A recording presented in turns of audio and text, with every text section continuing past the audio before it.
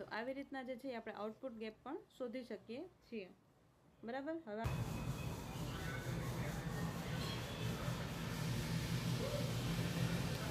હવે આપણે જોઈએ કે ક્લાસિકલ્સથી લઈને કેન્સ અને સ્ટેગફ્લેશન અને મોનેટિઝમ સુધીનો સમગ્ર ચક્ર. બરાબર. કે પહેલાં ક્લાસિકલ્સ આવેલા, તો ક્લાસિકલ્સ જે છે એ ક્યાં ફેલ ગયા, એના પછી જે છે એ કેન્સ આવેલા, પછી કેન્સનું ફિલિપ્સ કર્વ જે છે એ પણ ફેલ ગયો. બરાબર. સ્ટેગફ્લેશનની સિચ્યુએશનમાં એ ચક્ર કેવી રીતના બન્યું એ આપણે જોઈએ. તો સૌથી પહેલાં ક્લાસિકલ ઇકોનોમિક્સની વાત કરીએ તો ક્લાસિકલ ઇકોનોમિક્સ જે છે એનો સમય આપણે જોઈએ તો 1776 થી 1930 સુધીનો. તો અહીંયા ક્લાસિકલ્સમાં આપણે આ ધારણાઓ જોઈ હતી કે બજાર જે છે એ સ્વતઃ સમતુલામાં આવે છે, કુદરતી રીતે સંતુલિત થઈ જાય છે. અને અહીંયા સેઝ લો છે કે supply creates its own demand, એટલે પુરવઠો પોતાની માંગ જે છે એની રીતે જે છે એ ક્રિએટ કરે છે. બરાબર. અને અહીંયા ક્લાસિકલ ઇકોનોમિક્સમાં શું હતું કે સરકારે કોઈ પણ પ્રકારનો હસ્તક્ષેપ કરવાનો નથી. અહીંયા જે છે એ વેજ ઘટશે તો રોજગાર ઘટી જશે, અને વેજ વધશે તો રોજગારે, અને વેજ વધશે તો રોજગાર પણ વધી જશે. બરાબર. અને અહીંયા જે છે એ પ્રાઇઝિસ અને વેજીસને ફ્લેક્સિબલ માનવામાં આવેલું હતું. બરાબર. ફ્લેક્સિબલ એટલે શું? તો ડિમાન્ડ અને સપ્લાય મુજબ પ્રાઇઝિસ એટલે કિંમતો અને વેતનો જે છે એડજસ્ટ થઈ શકે છે. અહીંયા આપણે વેજીસની વાત કરીએ તો એમાં પણ ડિમાન્ડ અને સપ્લાય ઓફ લેબર એટલે શ્રમિકોની કેટલી માંગ છે અને કેટલો પુરવઠો છે એ પ્રમાણે વેજીસ જે છે એ એડજસ્ટ થઈ શકે છે, અને પ્રાઇઝિસ જે છે એ ડિમાન્ડ અને સપ્લાય મુજબ એડજસ્ટ થઈ શકે છે. એટલે પ્રાઇઝિસ જે છે એ ક્લાસિકલ ઇકોનોમિક્સમાં ફ્લેક્સિબલ હોય છે. પછી આવેલો ગ્રેટ ડિપ્રેશનનો સમય. બરાબર. હવે અહીંયા જે છે માર્કેટ પોતાની રીતે સમતુલામાં આવે છે, પરંતુ 1929ની મહામંદીમાં શું થયું કે અહીંયા ક્લાસિકલ્સ જે છે એ ફેલ ગયા. અહીંયા જે છે માર્કેટ પોતાની રીતે સમતુલામાં આવી શકતું નથી. અહીંયા શું થયું કે માંગમાં ભારે ઘટાડો આવ્યો, ફેક્ટરીઓ બંધ થઈ ગઈ, બેરોજગારી જે છે એ 25% સુધી વધેલી. બરાબર. અને વેજીસ પણ ઘટવા માંડ્યા. બજાર પોતાની રીતે ઠીક કરશે આવી ક્લાસિકલ્સ વિચારધારા જે છે એ ફેલ ગઈ અહીંયા ગ્રેટ ડિપ્રેશનના સમયમાં. બરાબર. કે માર્કેટ જે છે એની રીતે સમતુલામાં નહીં આવે, તો કેન્સ આવેલા એના પછી. બરાબર. તો અહીંયા માર્કેટ જે છે એ પોતાની રીતે સમતુલામાં આવશે નહીં. એના માટે હવે શું કરવું પડશે? તો એના માટેનો ઉકેલ જે છે એ કેન્સે આપેલો કે સમસ્યા માંગની છે, અહીંયા પુરવઠાની નથી. અહીંયા ક્લાસિકલ્સમાં સમસ્યા જે છે એ ડેફિસિટ ડિમાન્ડની છે. બરાબર. એટલે અહીંયા કોઈ ઇકોનોમીમાં માંગ કરતા નથી ને, એટલે અહીંયા મંદીની સિચ્યુએશન આવેલી છે. તો અહીંયા કેન્સ જે છે એ એગ્રીગેટ ડિમાન્ડની વાત કરે છે. બરાબર. કે ઇકોનોમીમાં શું થશે કે ડેફિસિટ ડિમાન્ડ છે. હવે ડિમાન્ડ અગર ક્રિએટ કરશું તો મંદીમાંથી આપણે બહાર આવી શકશું. તો કેન્સે શું કીધું કે તમે જે છે એ ગવર્મેન્ટને ઇન્ટરવેન્સ કરો. બરાબર. કેન્સે શું કીધું કે ગવર્મેન્ટ તમે ઇન્ટરવેન કરો. બરાબર. એટલે ગવર્મેન્ટ જે છે એ હસ્તક્ષેપ કરશે, ગવર્મેન્ટ એક્સપેન્ડિચર વધારશે, ખાડો ખોદો અને ભરોની નીતિ અપનાવશે, તો લોકો પાસે રોજગારી પહોંચશે, અને લોકો પાસે જો રોજગારી પહોંચી તો એ આગળ જઈને ડિમાન્ડ કરશે અને અર્થતંત્ર મંદીમાંથી બહાર આવશે. બરાબર. અહીંયા કહે છે કે સરકાર જે છે એ ખર્ચ વધારશે, ટેક્સમાં ઘટાડો કરશે, અને આપણે અહીંયા મોનેટરી પોલિસી નહીં, અહીંયા આવશે ફિસ્કલ પોલિસી, એટલે કે રાજકોષીય નીતિનો ઉપયોગ કરશે તો રોજગાર અને ઉત્પાદન બંને વધી જશે. બરાબર. એવું કેન્સે કીધું. હવે આગળ શું થયું? ફિલિપ્સ કર્વ આવેલો 1958માં કે અહીંયા ઇન્ફ્લેશન વધશે તો અનએમ્પ્લોયમેન્ટ ઘટશે. આપણે હમણાં સંબંધ જોયો એવી રીતના કે જેમ જેમ ઇન્ફ્લેશન એટલે ફુગાવો વધશે તો અનએમ્પ્લોયમેન્ટ ઘટશે અને રોજગારી જે છે એ વધશે. તો કેવી રીતના? ઇન્ફ્લેશન એટલે કે શું થશે? અહીંયા પ્રાઇસ ઇન્ક્રીઝ થશે. પ્રાઇસ ઇન્ક્રીઝ થશે તો પ્રોડ્યુસરને શું થશે કે પ્રાઇસ વધારે મળે છે, મને અહીંયા પ્રોફિટ વધારે છે, એટલે એ વધારે સપ્લાય ક્રિએટ કરવાનો પ્રયત્ન કરશે. વધારે સપ્લાય બનાવી હશે તો એ લેબરને હાયર કરશે. લેબરને હાયર કરશે તો લેબરને રોજગારી મળશે, અને રોજગારી મળશે તો અહીંયા અનએમ્પ્લોયમેન્ટ રેટ એટલે બેકારી જે છે એ ઘટી જશે. એટલે સરકાર જે છે એ ઇન્ફ્લેશન અને અનએમ્પ્લોયમેન્ટ વચ્ચે ટ્રેડ ઓફ પસંદ કરી શકે છે. એ સરકાર જે છે એ પસંદ કરી શકે છે કે યા તો એ ઇન્ફ્લેશન વધારશે યા તો એ અનએમ્પ્લોયમેન્ટ જે છે એ વધારે છે. બરાબર. એટલે આ બંને વચ્ચે જે છે એ નેગેટિવ રિલેશન છે. એટલે સરકારે આ બંનેમાંથી ગમે એક પરિસ્થિતિ ચૂનવાની હશે. બરાબર. કે ઇન્ફ્લેશન વધારશે તો અનએમ્પ્લોયમેન્ટ ઘટી જશે, અને અનએમ્પ્લોયમેન્ટ વધી જશે જો ઇન્ફ્લેશન ઘટી જશે. બરાબર. એટલે ઇકોનોમીમાંથી ઇન્ફ્લેશન ઘટાડશે તો અનએમ્પ્લોયમેન્ટ વધી જશે, અને જો અનએમ્પ્લોયમેન્ટ ઘટાડવાની કોશિશ કરશે તો ફુગાવો વધી જશે, બરાબર. એટલે સરકાર અહીંયા તે કરવાનું છે કે એને ઇન્ફ્લેશન વધારવું છે કે અનએમ્પ્લોયમેન્ટ, બરાબર. તો સરકાર જે છે એમ માને છે, એટલે કેઇન્સ જે છે એ શું કહે છે કે થોડું ઘણું ઇન્ફ્લેશન વધે ને તો વધવા દો, કાંઈ પ્રોબ્લેમ નથી, પણ આપણો અનએમ્પ્લોયમેન્ટ રેટ તો ઘટી જશે ને, અહીંયા બેકારીનો દર તો આપણો ઘટી જશે ને, એવું કેઇન્સનું માનવું હતું, બરાબર. એટલે સરકાર જે છે એ ઇન્ફ્લેશન અને અનએમ્પ્લોયમેન્ટ વચ્ચેના ટ્રેડ ઓફને પસંદ કરે છે કે અહીંયા ઇન્ફ્લેશન વધશે તો કોઈ વાત નહીં, થોડીક વાર માટે ચાલશે, શોર્ટ રન માટે આપણે ચાલશે કે ઇન્ફ્લેશન વધી ગયું અને અનએમ્પ્લોયમેન્ટ ઘટી ગયું, બરાબર. આગળ જે છે એ કેઇન્સ પણ ફેર જાય છે અહીંયા, બરાબર. કે મિલ્ટન ફ્રીડમેન એટલે કે નાણાવાદી અર્થશાસ્ત્રી મિલ્ટન ફ્રીડમેન આવે છે, એમ કહે છે કે અહીંયા તમે ઘડી ઘડી સરકારને એમ કહેશો કે તમે ડિમાન્ડ ક્રિએટ કરો, બરાબર. ઇન્ફ્લેશન જે છે ઇકોનોમીમાં વધી જશે, એનાથી વધારે ઇન્ફ્લેશન વધી જશે અને અનએમ્પ્લોયમેન્ટ રેટ જે છે એ ઘટવાને બદલે એ પણ હારવાર વધવા માંડશે. એટલે અહીંયા આગળ જે છે એ સ્ટેગફ્લેશનની સિચ્યુએશન આવી ગઈ. સ્ટેગફ્લેશનની સિચ્યુએશન એટલે શું થશે અહીંયા કે અહીંયા ઇન્ફ્લેશન પણ વધે છે અને બેકારી પણ વધે છે, બરાબર. અહીંયા બંને સાથે વધતું હોય, આ બેકારી તો ઘટવી જોઈએ ને, તો આ બેકારી અહીંયા વધી શું કામ, એ પણ તમને પ્રશ્ન થશે કે અહીંયા બેકારી વધી શું કામ. તો અહીંયા શું થયું કે 1973માં ઓપેકનો ઓઇલ ક્રાઇસિસ થયો, એટલે જે ઓઇલની સપ્લાય જે છે એ ઓછી આવવા માંડી, બરાબર. એ સપ્લાય જે છે એ ઓછી આવવા માંડી, એના લીધે જે છે એ શું થયું કે પ્રોડક્શન કોસ્ટ જે છે એ ઇન્ક્રીઝ થવા માંડ્યું. હવે આ પ્રોડક્શન કોસ્ટ શું કામ ઇન્ક્રીઝ થયો, બરાબર. તો એ હવે તમને સમજાવું કે વેજ પ્રાઇસ સ્પાઇરલ શું છે. અહીંયા સૌથી પહેલાં શું થયું કે સપ્લાય જે છે એ ઓછી હતી, બરાબર. સપ્લાય ઓછી છે, હવે શું કર્યું, સપ્લાય ઓછી છે પણ ડિમાન્ડ જે છે એ વધારે છે. હવે ડિમાન્ડ વધારે છે તો શું કરશે, અહીંયા સપ્લાય ઓછી છે તો પ્રાઇસ જે છે ઇન્ક્રીઝ થશે, બરાબર. અહીંયા પ્રાઇસ ઇન્ક્રીઝ થયું, બરાબર. હવે આ જે વર્કર અહીંયા કામ કરતા હતા ને એને એમ થયું કે અહીંયા ફુગાવો વધેલો છે, બરાબર, પ્રાઇસ વધે છે, બરાબર. તો હવે અમારી વેજીસ પણ વધારો, અમને મોંઘવારી જે છે એ નડે છે, બરાબર. તો અમારી વેજીસ જે છે એ વધારો, બરાબર.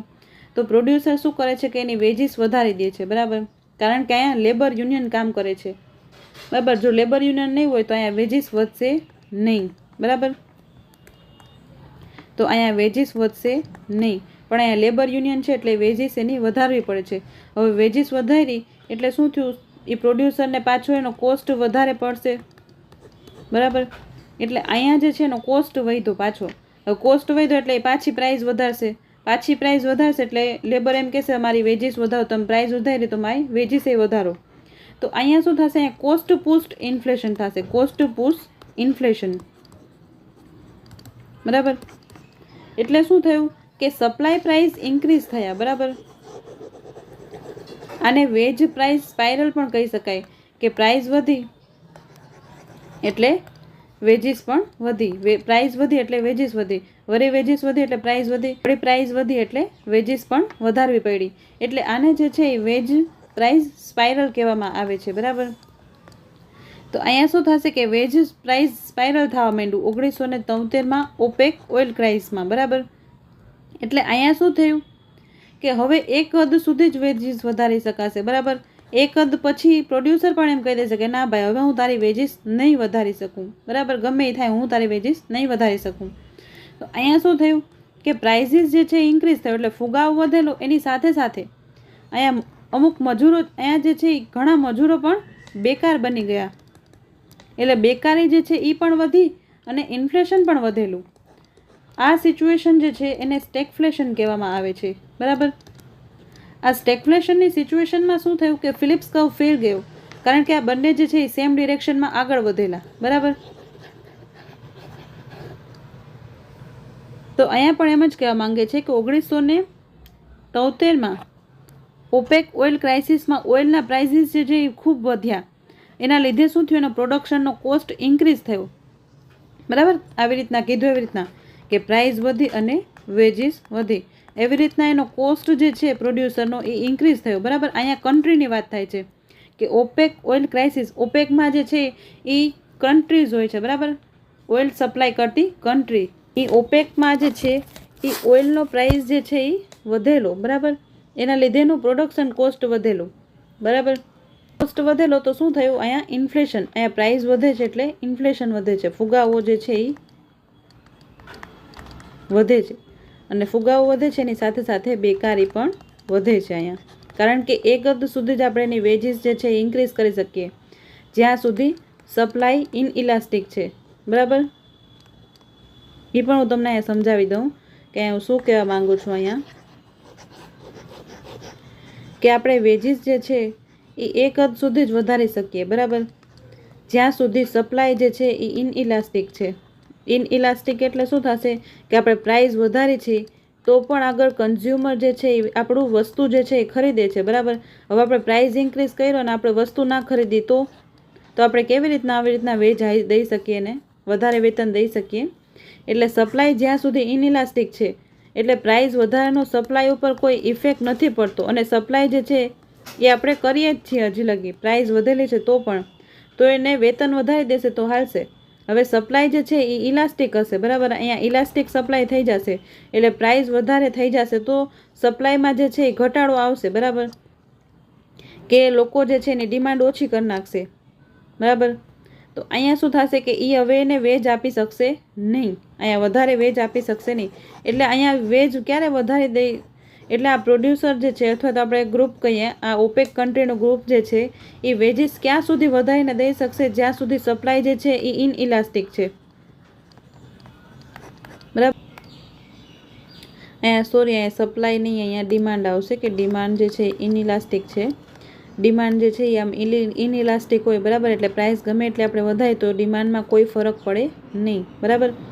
તો જ્યાં સુધી સામેના કન્ઝ્યુમરની ડિમાન્ડ ઇનઇલાસ્ટિક છે, બરાબર, ત્યાં સુધી આપણે એને વેજ ઇન્ક્રીઝ કરીને દઈ શકીએ છીએ. એટલે ડિમાન્ડ જ્યાં સુધી ઇનઇલાસ્ટિક છે ત્યાં સુધી જે વેજીસ વધારી શકે છે, પછી વેજ વધારશે નહીં, અને આ જે શ્રમિકો જે છે એને કામેથી કાઢી મૂકશે એટલે એ બેકાર બનશે, એટલે બેકારી પણ વધશે અહીંયા.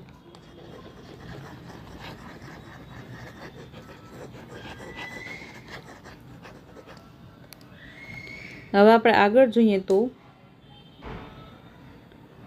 અહીંયા જે છે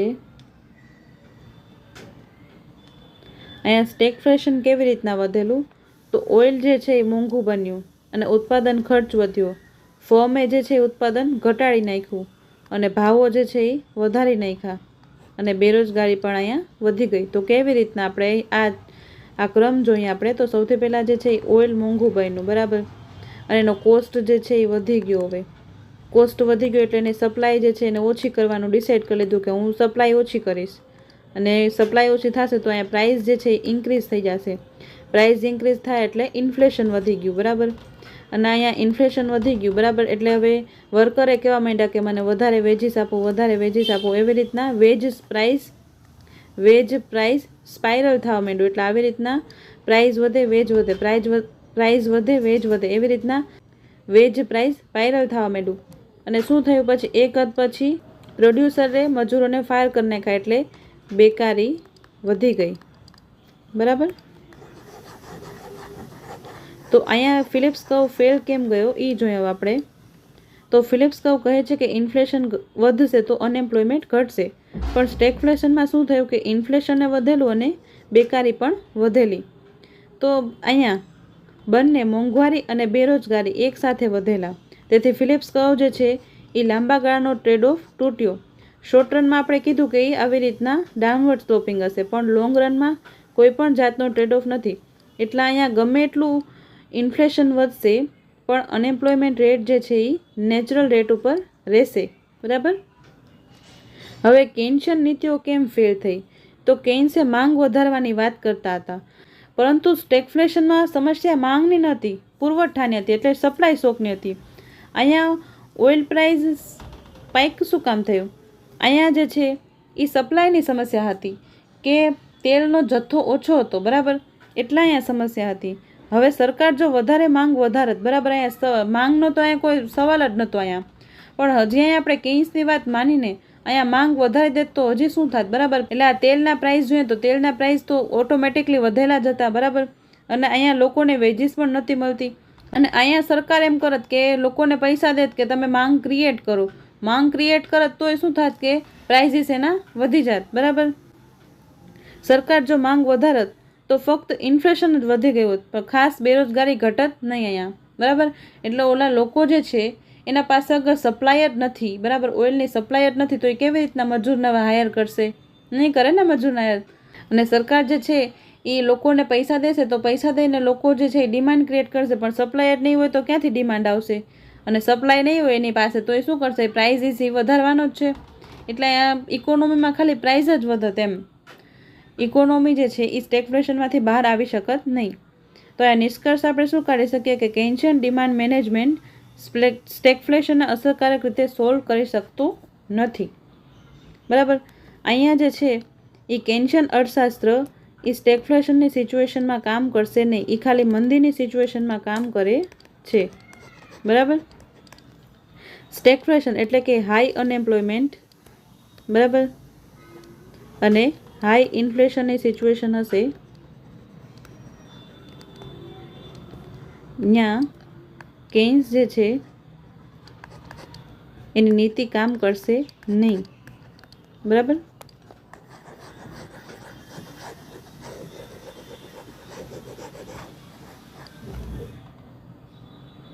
બરાબર. તો અહીંયા કેન્સિયન નીતિ પણ ફેલ જાય છે અને મિલ્ટન ફ્રીડમેન એમ કહે છે કે કેન્સ એમ કહે છે કે ગવર્મેન્ટે એક્સપેન્ડિચર કરવું જોઈએ. બરાબર. ગવર્મેન્ટ હવે એક્સપેન્ડિચર કરશે તો અર્થતંત્રમાં નાણાંનો પુરવઠો જે છે એ વધશે. બરાબર. તો મિલ્ટન ફ્રીડમેન એમ કહે છે કે ઘડી ઘડી ગવર્મેન્ટ એક્સપેન્ડિચર વધારી દેશે અને અર્થતંત્રમાં નાણાંનો પુરવઠો અગર વધી જશે તો અર્થતંત્રમાં જે છે એ શોર્ટ રનમાં તો એ કામ કરશે, પણ લોંગ ટર્મમાં શું થશે કે ઇન્ફ્લેશન વધી જશે, એટલે ફુગાવો જે છે એ વધી જશે અને અનએમ્પ્લોયમેન્ટ રેટ જે છે એ એની જગાએ જ રહે છે.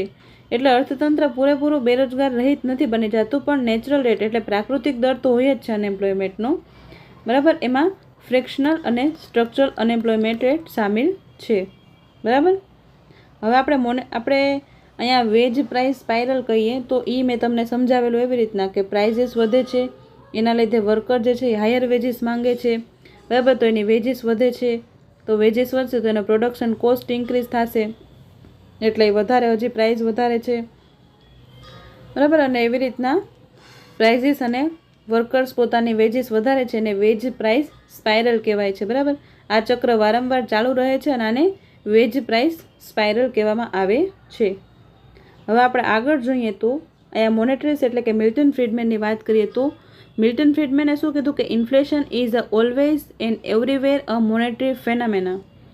એટલે ફુગાવો જે છે એ હંમેશા હશે જ અને બધી જગ્યાએ છે અને એ એક મોનેટરી ફેનામેના છે, એટલે એ નાણાકીય ફેનોમેના છે. બરાબર.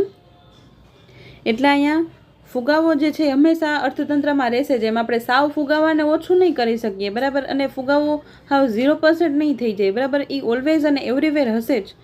અને મિલ્ટન ફ્રીડમેન શું કહે છે કે વારંવાર આપણે મની સપ્લાય વધારવાથી ફક્ત ઇન્ફ્લેશન વધશે. હવે કેન્સે જે કીધું હતું કે ગવર્મેન્ટ એક્સપેન્ડિચર વધારો. બરાબર. ગવર્મેન્ટ એક્સપેન્ડિચર કરશે એટલે અર્થતંત્રમાં મની સપ્લાય વધશે, નાણાંનો પુરવઠો વધશે. એટલે વારંવાર આપણે એવું કરશું તો દર વખતે એ નીતિ કામ કરશે નહીં. બરાબર. દર વખતે એ નીતિ કામ નહીં કરે અને અર્થતંત્રમાં જે છે એ ફુગાવો જ વધવાનો છે. દરેક અર્થતંત્રમાં એક નેચરલ રેટ ઓફ અનએમ્પ્લોયમેન્ટ હોય જ છે. બરાબર. મિલ્ટન ફ્રીડમેને શું કીધું કે દરેક અર્થતંત્રમાં આપણે પૂરેપૂરી બેરોજગારીને હટાવી શકતા નથી, પણ એક પ્રકારનો એક નેચરલ રેટ ઓફ અનએમ્પ્લોયમેન્ટ તો હોય છે, એટલે કે પ્રાકૃતિક દર. બરાબર. પ્રાકૃતિક દર હોય જ છે બેકારીનો. બરાબર. અહીંયા મિલ્ટન ફ્રીડમેન આગળ શું કહે છે કે લાંબા ગાળામાં બેકારીનો જે દર છે એને આપણે નેચરલ રેટથી નીચે લઈ આવી શકતા નથી. એટલે આ નેચરલ રેટ ઓફ અનએમ્પ્લોયમેન્ટ છે એ એવો રેટ છે કે જ્યાંથી એની નીચે આપણે જઈ શકતા નથી. બરાબર. ફ્રેક્શનલ અને સ્ટ્રક્ચરલ બેકારીને સામેલ કરવામાં આવે છે નેચરલ રેટમાં. બરાબર. કે અર્થતંત્રમાં આટલી બેકારી તો છે ફ્રેક્શનલના લીધે અને સ્ટ્રક્ચરના લીધે. બરાબર.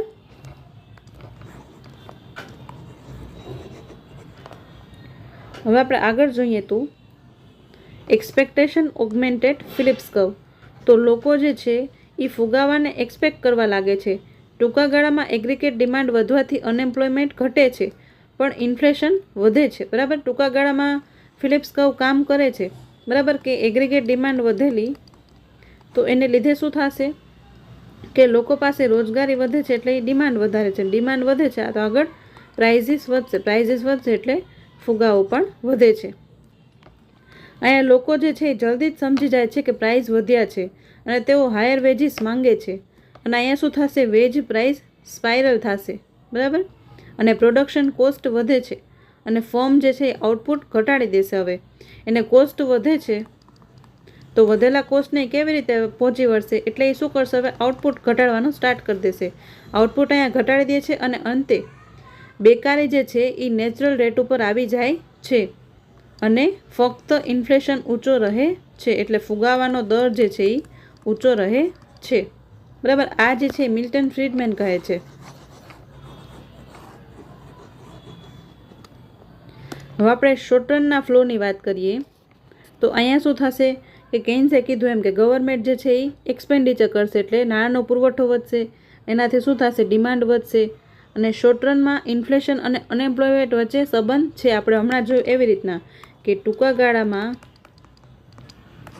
બરાબર ફુગાવો વધશે તો બેકારી ઘટશે. એટલે શોર્ટ રનમાં બંને વચ્ચેનો સંબંધ છે એ આપણે જોયું. પછી હવે શું થશે કે પીપલ હવે એક્સપેક્ટ કરી લે છે. આવું હવે એકવાર થયું ને એટલે લોકોને હવે ખબર પડવા માંડે છે. આપણે જેમ અનુભવ થાય એમ આપણે શીખતા જાય છે ને, એમ લોકોને અનુભવ થશે ને લોકો જે છે એ શીખતા જાય છે. તો અહીંયા શું થયું કે પીપલ એટલે કે લોકો જે છે એ એક્સપેક્ટ કરવા માંડ્યા. બરાબર, અને હવે એને ખબર પડવા માંડી કે હા અર્થતંત્રમાં ઇન્ફ્લેશન એટલે કે પ્રાઇઝીસ પણ વધે છે. તો એ હાયર વેજીસની ડિમાન્ડ કરવા માંડ્યા કે અમને જે છે એમને વેજીસ હાયર કરો, અમને અહીંયા પોસાતું નથી કારણ કે મોંઘવારી પણ વધે છે. એના લીધે પ્રોડક્શન કોસ્ટ ઇન્ક્રીઝ થયું. બરાબર, એટલે ઉત્પાદન ખર્ચ જે છે એ વધેલું. બરાબર, ઉત્પાદન ખર્ચ વધેલું તો હવે અહીંયા શું કરશે, એમ્પ્લોયમેન્ટ ઘટી જશે કારણ કે પ્રોડ્યુસર જે છે એ લેબરને ફાયર કરવા માંડશે. બરાબર, એટલે અહીંયા રોજગારી ઘટી જશે અને ઇન્ફ્લેશન જે છે એ વધી જશે અને બેકારી પણ વધી જશે. બરાબર, અહીંયા શું થશે કે રોજગારી ઘટી જશે. બરાબર, અને અહીંયા શું થશે, ઇન્ફ્લેશન વધી જશે એટલે ફુગાવો જે છે એ વધી જશે. પ્રાઇઝીસ ઇન્ક્રીઝ થયા ને એટલે ફુગાવો જે છે એ વધી જશે. બરાબર, અને લોંગ રનમાં ફિલિપ્સ કર્વ જે છે એ આવી રીતના વર્ટિકલ હોય છે કે લોંગ રન ફિલિપ્સ કર્વ જે છે એ ઊભી હોય છે, ઊભી રેખા. બરાબર, કે લોંગ રનમાં અનએમ્પ્લોયમેન્ટ રેટ એ નેચરલ રેટ ઉપર સ્થિર થઈ જાય છે અને ઇન્ફ્લેશન જે છે એ ગમે એટલું હોય એને ફરક પડશે નહીં. બરાબર, હવે આપણે આ સંપૂર્ણ ચક્ર જે છે એ જોઈએ તો સૌથી પહેલાં આવશે ક્લાસિકલ્સ, કે બજાર પોતાની રીતે ઠીક થઈ જશે. ક્લાસિકલ્સ ક્યાં ફેલ ગયા, ગ્રેટ ડિપ્રેશનમાં. એટલે મહામંદી આવેલી એટલે ક્લાસિકલ્સ જે છે એ ફેલ ગયા કારણ કે માર્કેટ જે છે એની રીતે સમતુલામાં આવી નહીં. બરાબર, અને આ કેન્સ આવેલા. ક્લાસિકલ્સ ફેલ ગયા એટલે કેન્સ આવેલા. કેન્સે શું કીધું કે આ ડિમાન્ડની કમી છે. બરાબર, સપ્લાયનો કાંઈ પ્રોબ્લેમ નથી પણ ડિમાન્ડની કમી છે. સરકાર જે છે એને એગ્રીગેટ ડિમાન્ડ ઉપર ધ્યાન આપવું જોઈએ. પછી આવેલું ફિલિપ્સ કર્વ. તો ફિલિપ્સ કર્વમાં એમ કીધું કે હા ભાઈ પ્રાઇસ વધશે. બરાબર, લોકો પાસે રોજગારી વધેલી, લોકો ડિમાન્ડ કરે છે, ડિમાન્ડ કરશે તો આગળ પ્રાઇસ વધશે, પ્રાઇસ વધશે તો અહીંયા જે છે એ અનએમ્પ્લોયમેન્ટ ઘટશે એટલે બેકારી જે છે એ ઘટે છે. કારણ કે પ્રાઇસ વધેલી તો સપ્લાયરને શું થશે કે હવે પ્રાઇસ વધેલી તો હું સપ્લાય વધારો ને લેબરને હાયર કરશે, લેબરને હાયર કરશે તો એ રોજગારી વધશે અને બેરોજગારી જે છે એ ઘટી જશે.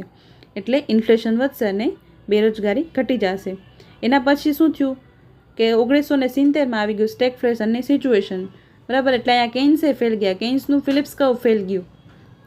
કેન્સે કીધું તો એ ફેલ ગયું. મોનેટરિસ્ટ આવેલા, નાણાવાદી. નાણાવાદીમાં મુખ્યત્વે કોણ હોય છે તો મિલ્ટન ફ્રીડમેન. તો મિલ્ટન ફ્રીડમેને કીધું કે કેન્સે જેમ કીધું એમ આપણે દર વખતે નહીં કરી શકીએ કે આપણે વારંવાર જે છે ગવર્મેન્ટ એક્સપેન્ડિચરને વધારી શકતા નથી. ગવર્મેન્ટ એક્સપેન્ડિચર તમે વારંવાર વધારશો તો શું થશે, ખાલી ફુગાવો જ વધશે. હવે બેકારીનો દર જે છે એ ઓછો થશે નહીં કારણ કે બેકારીનો દર જે છે એ પ્રાકૃતિક દર એટલે કે નેચરલ રેટ ઉપર આવેલો છે. આ સ્ટેગફ્લેશનની સિચ્યુએશન મેં તમને સમજાવેલું એવી રીતના. બરાબર, અને મોનેટરિસ્ટે નેચરલ રેટ હાઇપોથિસિસ અને એક્સપેક્ટેશન અને વેજ પ્રાઇસ સ્પાઇરલ વિશે કીધેલું તે. બરાબર, હવે આપણે મુખ્ય બાબત જોઈએ તો લાંબા ગાળામાં માત્ર ઇન્ફ્લેશન જ વધે છે. બરાબર, અનએમ્પ્લોયમેન્ટ ઘટતું નથી. અને શું થશે કે સ્થિર અને નિયંત્રિત મોનેટરી પોલિસી અને સપ્લાયની કન્ડિશન જરૂરી છે. આના ઉપરથી આપણે શું કહી શકીએ મુખ્ય બાબત, તો લાંબા ગાળામાં છે ને એ માત્ર ઇન્ફ્લેશન જ વધશે એટલે ફુગાવો જ વધશે પણ બેકારી ઘટશે નહીં. અને આવી સ્થિતિમાં શું કરવાનું કે સ્થિર અને નિયંત્રિત મોનેટરી પોલિસી એટલે નાણાકીય નીતિ જે છે એ નિયંત્રિત હોવી જોઈએ. અને અહીંયા સપ્લાય કન્ડિશનને પણ મહત્ત્વ આપેલું. જ્યારે આ ઓપેક ઓઇલ પ્રાઇસ ક્રાઇસિસ 1973માં થયું ત્યારે જે છે એ સપ્લાયની કમીના લીધે જ સ્ટેગફ્લેશન થયું હતું. બરાબર, સ્ટેગફ્લેશન. તો અહીંયા જે છે એ સપ્લાય કન્ડિશન પણ જરૂરી છે. બરાબર. હવે આપણે જીસેટનો ક્વેશ્ચન જોઈએ.